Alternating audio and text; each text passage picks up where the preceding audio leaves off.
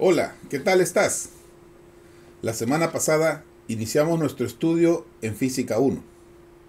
Esta semana continuaremos con la unidad magnitudes escalares y vectoriales. Los temas de esta semana serán abordados cifras significativas e incertidumbre. ¿Cuáles son los objetivos que esperamos que tú alcances al finalizar la clase? Ok, cuando finalices las clases, tú serás capaz de realizar conversiones de unidades entre diferentes sistemas de físicas. Lograrás manejar cantidades físicas empleando correctamente cifras significativas. Esperamos también que tú puedas determinar la incertidumbre al realizar mediciones con magnitudes físicas.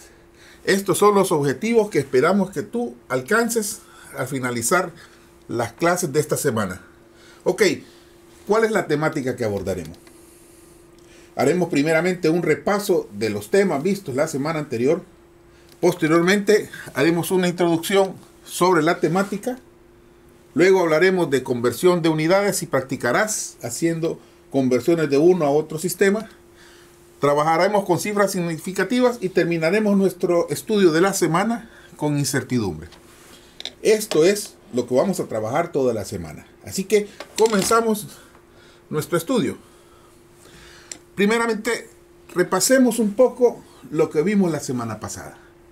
En las clases de la semana anterior, nosotros abordamos la temática de la ciencia.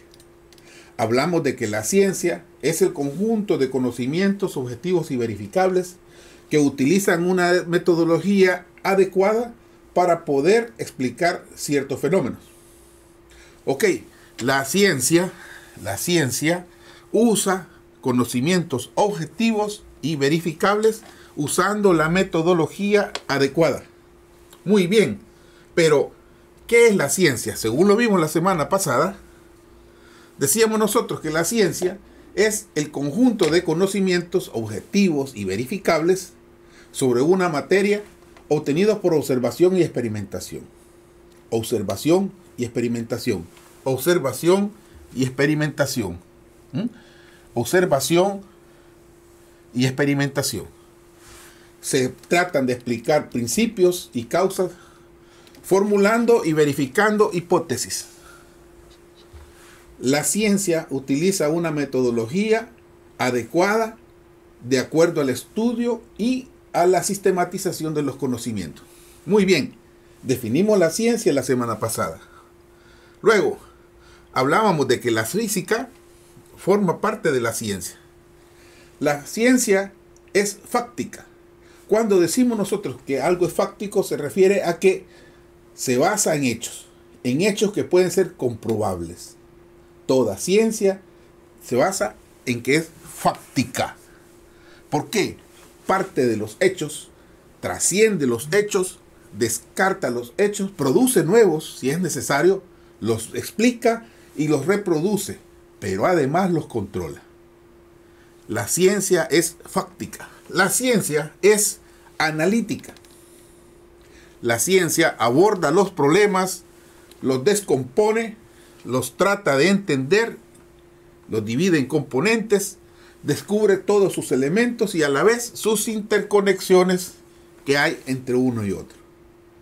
La ciencia es fáctica, analítica y además la ciencia es especializada.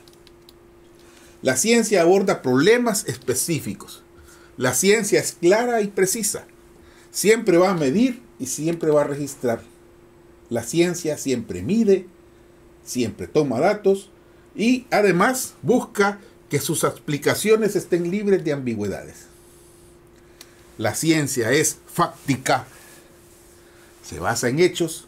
La ciencia es analítica, analiza los resultados y además es especializada. Estas son las tres características de la ciencia. Entonces, la física es una ciencia. Es una ciencia de la que denominamos nosotros una ciencia experimental. ¿Por qué decimos que es experimental? Porque sus características y el tipo de problemas que trata la física se pueden someter al juicio de la experimentación. Es decir, puede experimentar para obtener los resultados y explicar un problema. Muy bien, la física estudia las fuerzas que se dan en la naturaleza. La física busca estudiar las fuerzas, las propiedades del espacio, el tiempo, la materia, la energía y sus interacciones. La física, recuerda, la física trabaja el espacio, el tiempo, la materia y la energía y sus interacciones. No se te olvide, la física trabaja el espacio, trabaja el tiempo, trabaja la materia, la energía y las interacciones entre todos estos componentes. Así es la física. Esto es lo que estudiamos la semana pasada. Decíamos además que si la ciencia es una física experimental, estudiábamos nosotros la división que existe de ella. Veíamos que se divide en 5 ramas. Ok, la primera es la mecánica clásica, la relatividad, la termodinámica. Mecánica clásica estudia el movimiento de los cuerpos, pero pequeños y no tan grandes velocidades. La relatividad, por el contrario, estudia siempre el movimiento, pero indistintamente del tamaño y su rapidez que lleva. La termodinámica estudia la temperatura y los fenómenos relacionados con los fluidos. También la división de la física abarca, aparte de la mecánica, la relatividad y la termodinámica, el electromagnetismo, que estudia los fenómenos eléctricos y magnéticos. También la ciencia se divide en óptica, para estudiar la luz, los lentes y todas sus relaciones. Y por último, la mecánica cuántica, la más reciente de las divisiones de la física. Ok, ¿en cuántas partes se divide la física? No se te olvide. Mecánica clásica, relatividad, termodinámica, electromagnetismo, óptica y mecánica cuántica. 6 partes en que se divide la física. Para nuestro caso, nuestra materia de estudio, física 1, únicamente abordamos la mecánica clásica. En posteriores materias abordarás cada una de las otras ramas de la física. Eso lo trabajamos la semana pasada. Ok. ¿Cuáles son las etapas que lleva el método científico para poder entender todo su desarrollo? Ok, aquí tenemos las 8 partes del método científico. La ciencia experimental observa, ve el fenómeno. La ciencia experimental se pregunta sobre el comportamiento del medio. Luego, formula una hipótesis a partir de lo que ha observado. Con ello, va a planear un experimento para poder analizar los datos que obtenga de ese experimento. ¿Qué es lo que se busca? Ver si la hipótesis es acertada o no. Ok, ya con el análisis de los datos, elabora una teoría y con la teoría se va a verificar nuevamente si funciona o no funciona. Muy bien, cuando ya se verificó la teoría, se procede entonces a formular la ley. Ok, entonces estas son las etapas que va a llevar el método científico. Observar, preguntarse, formular la hipótesis, planear, analizar datos, elaborar la teoría, verificar la teoría y formular la ley. Con todo esto nosotros trabajamos, recuerda, con nuestra materia de física. La física observa, pregunta, formula hipótesis, planea un experimento, analiza los datos, elabora una teoría, verifica la teoría y formula una ley. Esa es la ciencia experimental. Ok, esto nos da la pauta a nosotros a hablar ya de la temática de nuestra semana. Hablemos de los prefijos del sistema internacional.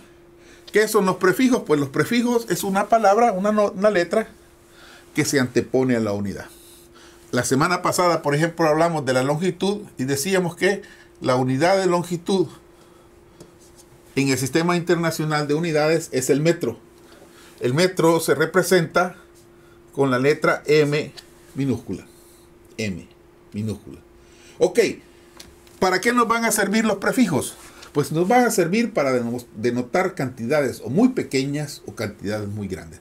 Para el caso, para nuestro ejemplo, tenemos la primera tabla para valores pequeños. El prefijo es una letra, que es esta que se encuentra en esta columna, que se antepone a la cantidad. Por ejemplo, tú estás acostumbrado en algunas ocasiones en medir centímetros. Centímetros.